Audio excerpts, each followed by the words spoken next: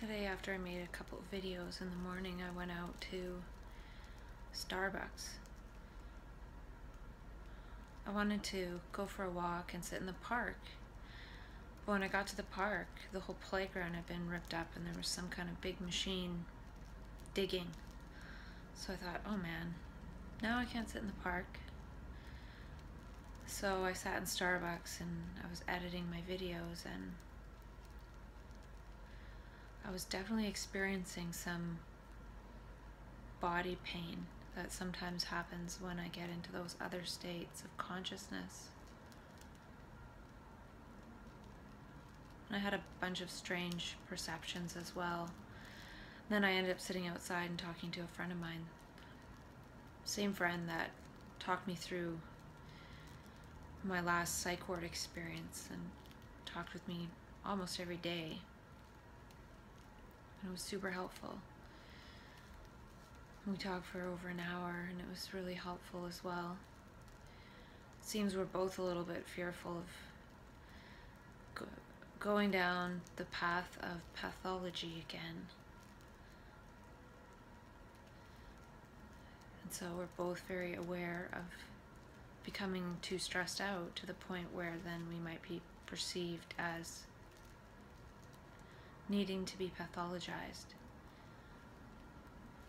And then I finished watching the interview of Katie Mottram and Dr. David Liu, and he was saying that a lot of his work is around helping people to avoid being pathologized.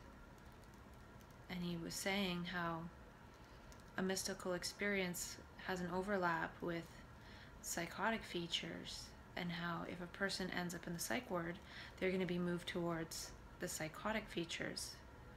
Whereas if somebody manages to avoid the psych ward and is able to get support in a different way that isn't pathologizing, then it might be more of a mystical experience. So it seems that whatever paradigm a person is viewed by is sort of what collapses the wave function of what it is that the person ends up being interpreted as. So in that way, I feel it's important to do everything I can to avoid being pathologized. And when I got home, I thought to put this on my wrist, and it's a zap strap. It's sort of reminding me that I can anchor myself somewhere. And I won't keep it on all the time, but I feel that right now, just in the state that I'm in, this is almost a reminder that I can keep myself safe. And I also thought of it today where it's handy to have that one around like this, so then when I find a place I want to keep myself, then I just go like this with the actual item and then put it in, and then I'm stuck to the item. Whereas if I just have this part like this, I might be able to slip my hand out when I actually fasten myself to something. So this really keeps me stuck somewhere. And this is almost like my version of the semicolon tattoo. This is like, I want to live, I don't want to die, and I don't want to be pathologized either. So if I can keep myself safe where I am, maybe I won't be led to the psych ward. I also have my little DNA tangler, which gives my hand something to do a little bit. And I also found a bunch of crystals that I might carry around, so I'm feeling like I need to protect myself is what the theme seems to be. And I also have this hat that sometimes I wear. It's not very attractive, but it has the material that blocks EMF. And sometimes when I'm feeling super sensitive, I feel like I need to protect my brain signals. Maybe it'd be better to protect my heart.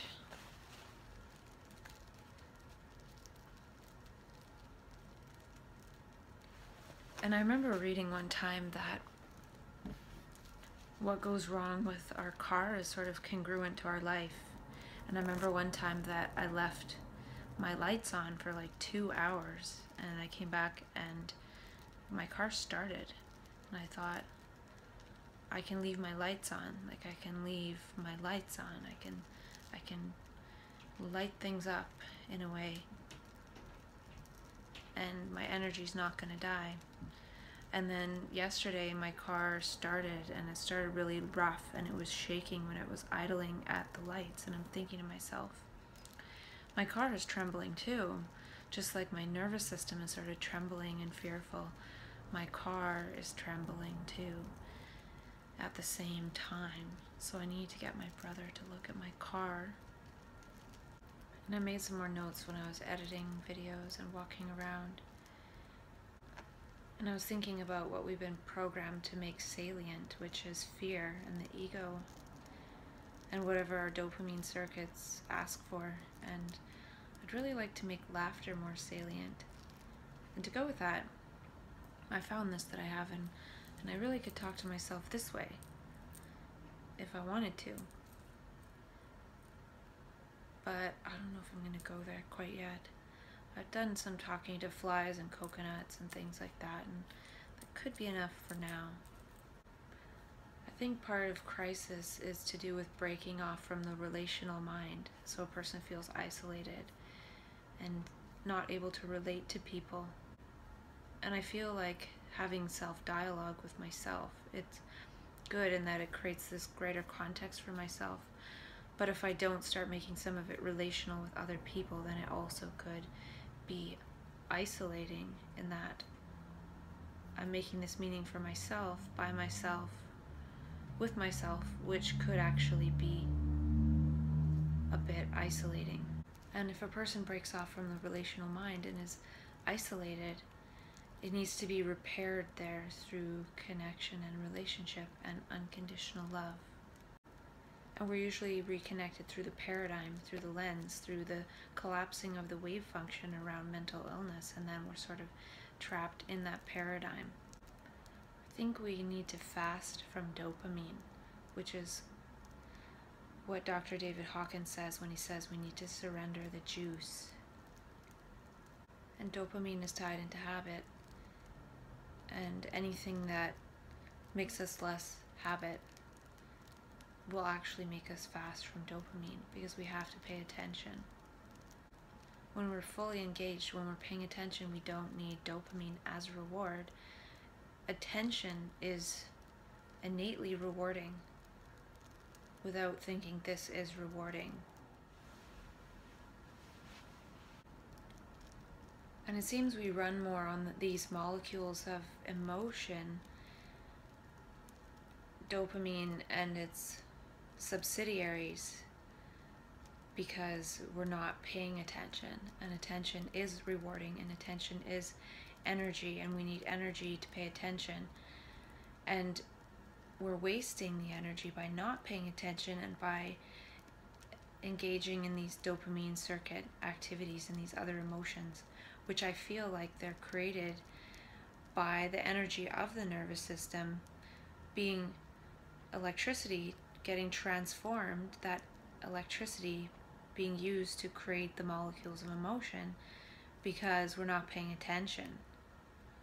And then those are sort of pleasurable and things, but it's sort of like us drugging ourselves to feel like we are really living when we're not. We're not fully alive. These molecules of emotion are almost maybe supposed to be like temporary coping mechanisms to get us through a tough time, to get back to paying attention because we're actually really engaged.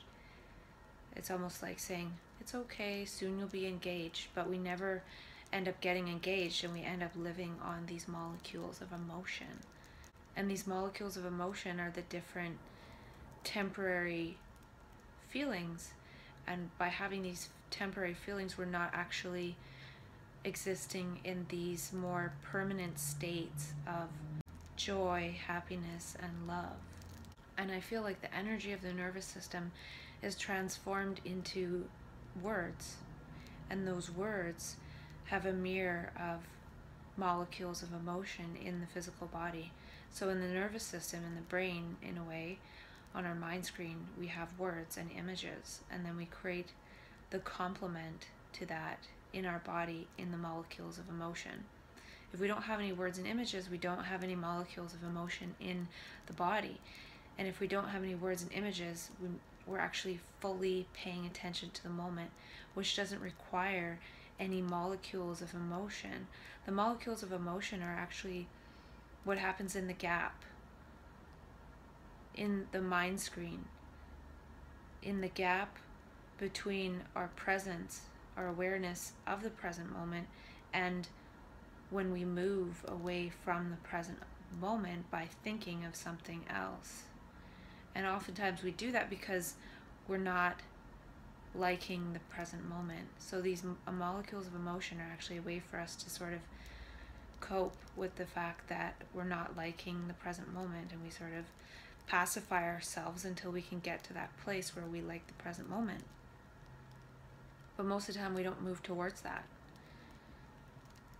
Even if we're having to think something pleasurable in order to get through, that's showing us, even though we're experiencing pleasure, that's showing us we're using our energy in order to cope with the fact we can't pay attention to the moment, we can't focus on the moment, we can't be engaged with it because it's not right for us. So the nervous impulses, instead of being utilized for full perception, attention in the moment, which would be more bits of information, that energy is transformed into words in terms of thoughts. It's diverted to words instead of continuing to flow to meet the present moment as it is. And then because this energy isn't fully meeting the present moment, and we're creating these words, which are creating these molecules of emotion and this dopamine and everything in the physical body, that's using up our nutrients to make those molecules of emotion. Not only that, What the Bleep Do We Know talks about how when we upregulate our receptors on our cells for emotional molecules, we actually are not able to absorb nutrition because we have way more receptors for the molecules of emotion that we're addicted to. So because we're addicted to these emotions, we're not actually absorbing proper nutrition. And then it would make sense that our health sort of declines from there. And that could even be, a certain emotion is what causes a certain medical problem. And just pops into my mind that that's probably what Louise Hay figured out when she developed affirmations to heal certain pathologies. And it's interesting that I'm extrapolating this now because I talked about, who knows when, but I talked about videos and videos ago about how I feel like maybe we don't really need as much nutrition as we think we do, and we think we need more nutrition because we have this voice in our head that's creating these molecules of emotion, that's making our cells addicted to these emotion, and wanting these images. It starts to create those images in our mind to get that emotional fix. So it creates those images on our mind, makes that salient, or makes things salient out in reality, so we'll perceive it in order to get our emotional fix of that particular emotion, and then that overrides the nutrition uptake in the cell. So we need nutrition to make the molecules of emotion. The nutrition is blocked from getting in the cells because we're creating more receptors for the molecules of emotion, which would also take nutrition. And we also need to break down and recycle these molecules of emotion, which takes nutrition. And I feel like if we're able to have new perceptions, it's going to be creating new receptors and new molecules of emotion, and that's going to require different nutrition or take away nutrition in a different way, so we could get depleted. And Dr. Abram Hoffer talked about how a lot of supposed mental illness is a perceptual disorder, and it could be that we're not getting the right nutrients for these other perceptions. I'm not sure how that works, but I'm sure something will come to me how that works. There's some kind of new nutrition that's needed, and it could be something to do with the GAPS diet, it could be something to do with ketogenic diet, it could be something to do with, I'm not sure what kind of diet. It could be that these new perceptions, these new meanings and new things people see that are maybe out of the ordinary and could be almost deemed hallucination or delusion. That perception is the selective pressure to create epigenetic changes, or maybe even genetic engineering gene changes to create genes to help a person to be able to perceive that without utilizing all one's nutrients. So it could happen for a short period of time and the nutrients get used up. But then eventually what might happen is a new gene or something gets created. There's another enzyme that maybe recycles some of the nutrition related to that process, or combines some of the nutrition to make those perceptions more stable, more mirrored within the physiology of the human being.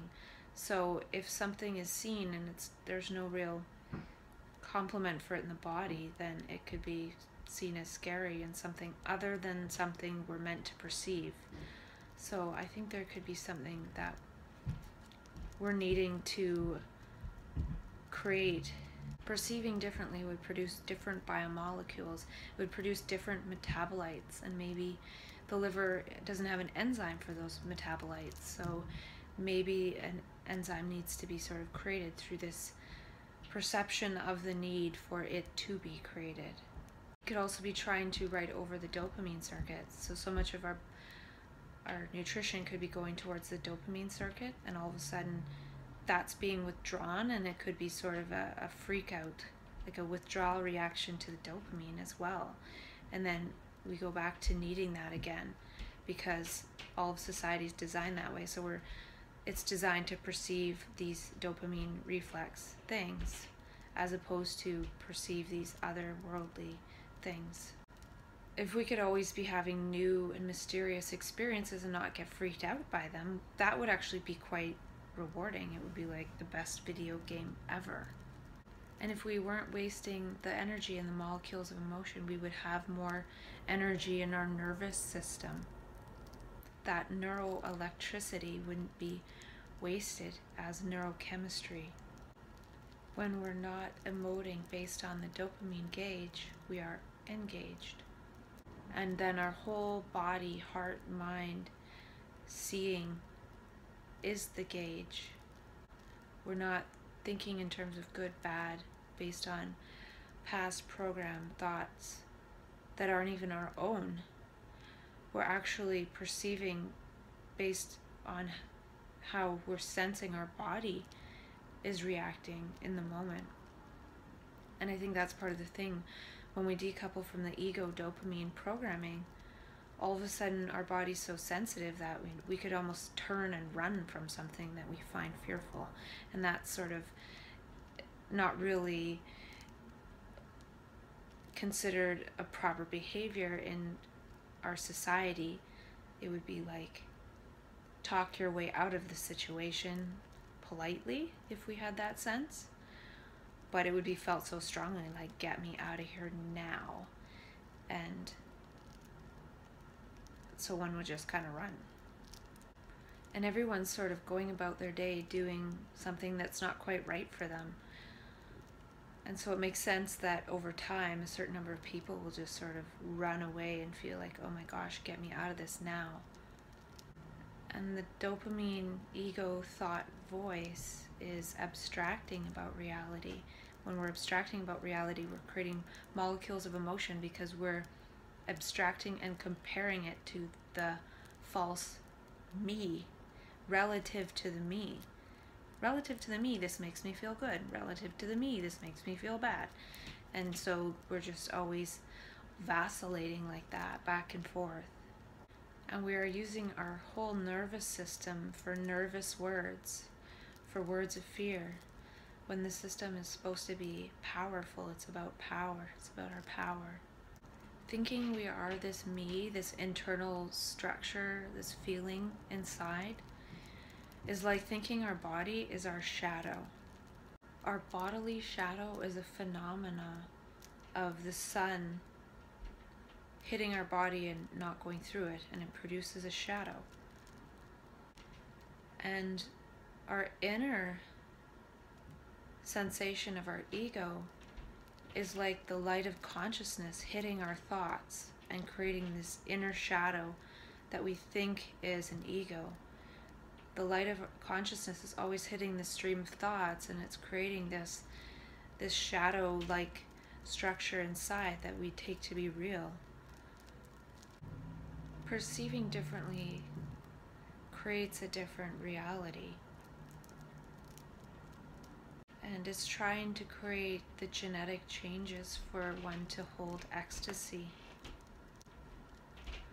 Krishnamurti often says, when you see the danger of thought, or when you see a danger, you pull away like it's a poisonous snake. You don't argue, you don't sit and think about it. It's just a reflex. And I feel like that's what's happening lately, is that certain things make my body react inside like perhaps I just saw a snake.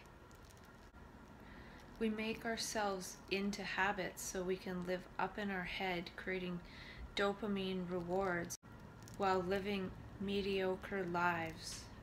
It's easy to delay action when one is getting micro rewards in terms of dopamine moment to moment, instead of living in the moment and responding to the moment instead of reacting to dopamine. We want to make habits so we don't have to be present, so we can get the presence of dopamine. And this is the gap, I feel like. This is the gap between being in the moment and not, is these emotional rewards. And living in the present is a kaleidoscope of sensitivity.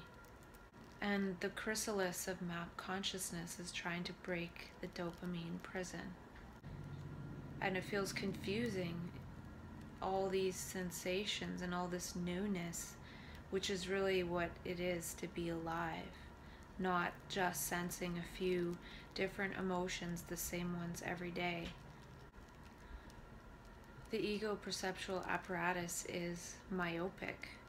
Otherwise, we have a vast expanse of world-centric consciousness which can take many different perspectives.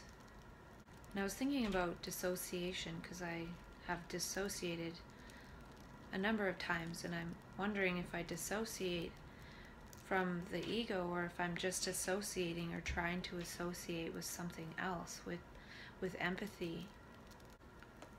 And I want to focus more on the habilitation aspects, the empathy, the understanding.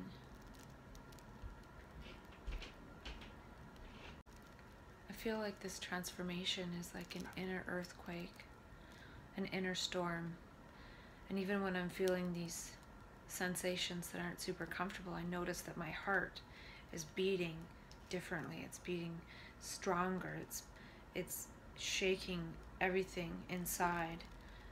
Whereas if I'm in a calm state, I don't really feel my heartbeat at all. So it kind of is an inner earthquake in a way.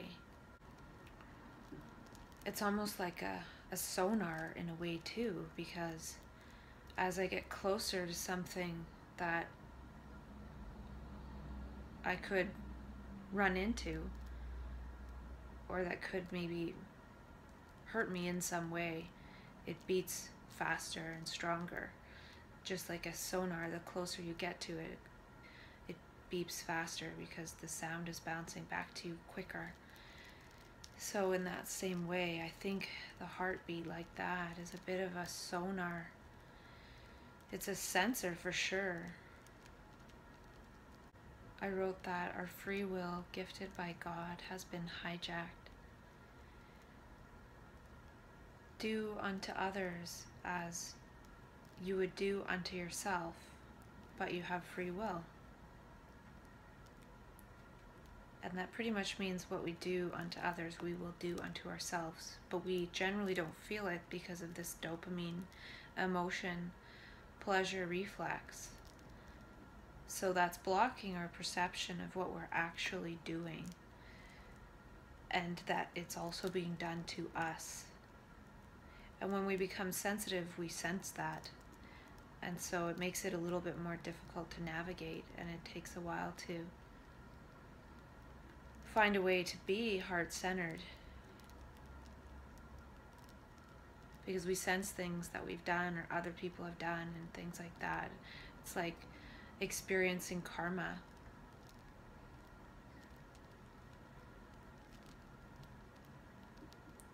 And it might be better to experience karma in this life now versus waiting to next life.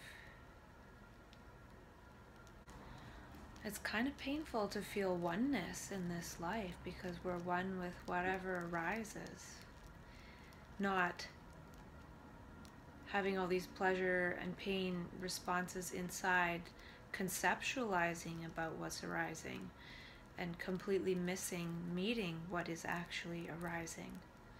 And that delay just adds up over time, and that's what probably creates the allostatic load, is not being in the moment to meet the moment. And then when we finally are in the moment to meet the moment, all of this stuff comes flying into the moment that we've been dragging around for so long. It's like, oh, you're in the moment now? Well, let's process all these moments that you missed. And all the moments that we missed are represented in those emotions in the body, in those molecules of emotions. And those molecules of emotions imprint probably on our cellular memory with the molecule plus the sound of our voice in our head imprinted on our cells, and then that starts to come out of cellular memory and arise in consciousness. And it's not just our lifetime, but previous lifetimes, as well as our relations and our grandparents and everything. When I did my talk, somebody told me to patent the zap strap idea, and I was thinking it could have like a panic button, it could have like positive affirmations, it could have a little baggie for one's PRN to take to stay calm while zap strapped. It could have a GPS locator and a picture of one's favorite person, and like fluff around the inside so one doesn't hurt one's wrist, probably pulling on it once one starts to freak out once zap strapped. And it's sort of like how not to kill yourself. And somebody also suggested having a medical alert bracelet saying no long-term antipsychotics. It gives me an akathisia reaction, since that's what has happened to me, being on antipsychotics for greater than a few weeks. And I haven't really talked about eye contact, but I think eye contact is something that's important. I read once something about in the light of a loving eye. So somebody can be looking with like a mean eye, an evil eye, or looking with a loving eye.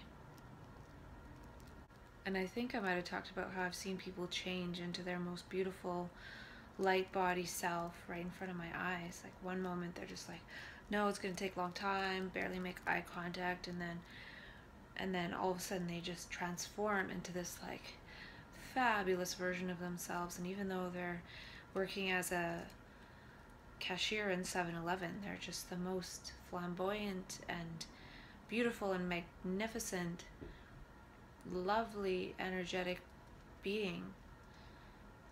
And then all of a sudden, poof, they're back to their tired old self. And it was really strange. And that's why I think there's like this adjacent reality that we can step into.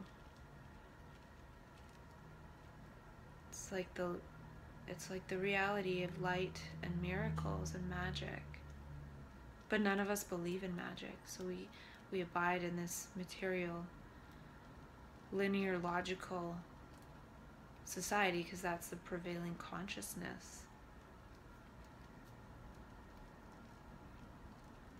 But our consciousness can touch into that, and it starts to compute in that way. But then if our brain is transformed into computing in that way, into computing quantumly and holographically and magically, and then we come back here, it sort of short circuits, because it's like putting an iPhone in water. It's not the right medium, it's too dense. And I was talking about how I was talking to an acquaintance friend of mine, and we talked for about an hour, and then I felt a lot better that anxious energy went away. So a dose of that person for an hour made it go away. And there are studies that positive people without medication is more powerful than negative people with medication. And then positive people with some medication is the most powerful in that study. So the effects of medication then around negative people would be negated. There'd be no point. There needs to be positive people. And so in a way, if I'm on medication but I'm isolating myself and I'm not really around people so much, I'm not being relational, it's going to make the medication not really very effective, because it's not a replacement for people and being relational. And I was thinking how about in the psych ward when I was feeling terrible on that medication, and somebody I knew came and visited me for 10 minutes, and all of a sudden I felt way better. That was more powerful than the medication. The medication wasn't working. That person visiting me for 10 minutes worked.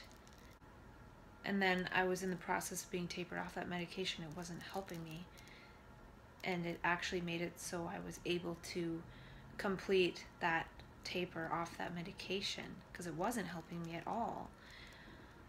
But that person gave me that jump-started my brain cells and got me connected relationally in order to be able to journey off that medication. And I had a good connection with this person, so strong connections are more powerful, especially when a person comes in as just unconditionally loving and supportive and just there to visit and say hi. If somebody comes in and there's a strong connection, they come in worried, and with that sort of it's not going to help, it's going to be detrimental. And the relational meshwork of a person is like an invisible spider web, and it strengthens the person that helps with the reconnecting as well.